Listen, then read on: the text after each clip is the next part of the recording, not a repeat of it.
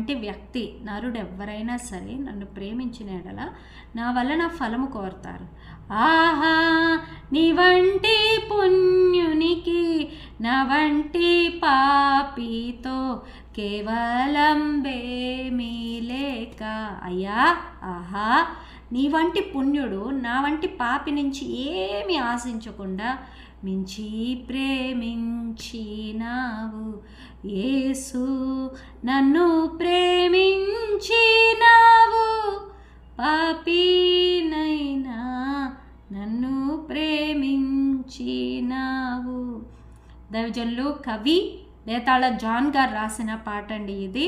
ఎంత అద్భుతమైన వచనాలు ఉన్నాయో చూసారా.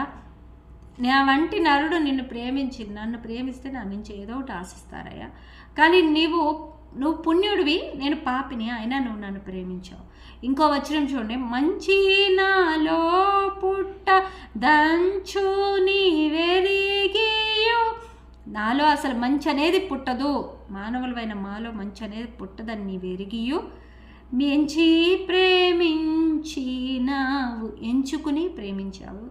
ఎంచసఖ్యము కానీ మంచి నాలో ఉంచా పెంచి ప్రేమించినావు.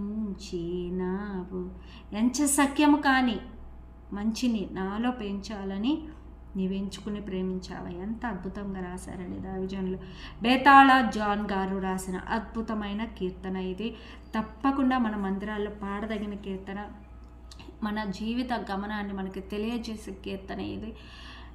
ఎంత అద్భుతంగా ఉన్నాయో చూసారా. నరుడు నాలో మంచి ఉండదని తెలిసి కూడా నువ్వు ప్రేమించావు. ఇంకా 2 వచనాలు ఇంకా ఇంతే అద్భుతంగా ఉంటాయి. దయచేసి మీరు పాడండి మందిరాల్లో. ఈ దైవజనుడు గుర్రాల మీద పరిచర్య చేశాడు. గుర్రం ఏముందండి, ఆ రోజులో గుర్రాలు ఆయన గుర్రాల్లో చేశాడు, ఇప్పుడు మేము బండ్ల మీద చేస్తాం వచ్చేవాడిని కాదండి. గుర్రాల మీద పరిచర్య అంటే గుర్రాల మీద ప్రయాణం అంత ఈజీ కాదు, నడుమంతా పగిలిపోతుంది, ఎక్కి పడేస్తూ ఉంటాయి. అయినా దేవుని కోసం అనేకమైన ప్రాంతాలు తిరిగి అనేకులు క్రైస్తవుల్లో ఉజ్జీవం కలిగించిన గొప్ప దైవజనుడు బేతాళ జాన్ గారు. ఆయన రాసిన ఈ పాటని మీ బిడ్డలకి తప్పక నేర్పించండి.